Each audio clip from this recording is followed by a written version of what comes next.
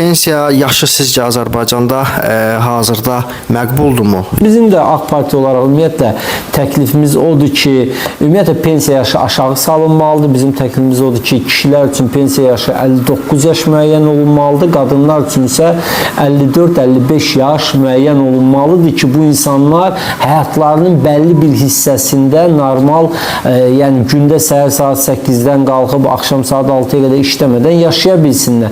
Deyilə bilər ki, dünyada da pensiya yaşı bəzi ölkələrdə uzadılır, hətta Avropada filan da, amma biz gəlin orta yaş həddinə baxaq. Azərbaycanda insanların orta yaş həddi aşağı düşüb. Hətta bizim dövlətin özünün verdiyi statistikaya görə, dövlətin rəsmi orqanlarının verdiyi statistikaya görə Azərbaycan kişilərinin 45% pensiya yaşına çatmadan dünyasını dəyişir. Yəni 100 kişidən 45-i pensiya almadan dünyasını dəyişir. Yaxşı, bu insanların yaşamaq hüququ yoxdurmu? Yəni bu insanlara sən 65 yaş qoyursan, 65 yaşa çatmır bu insan.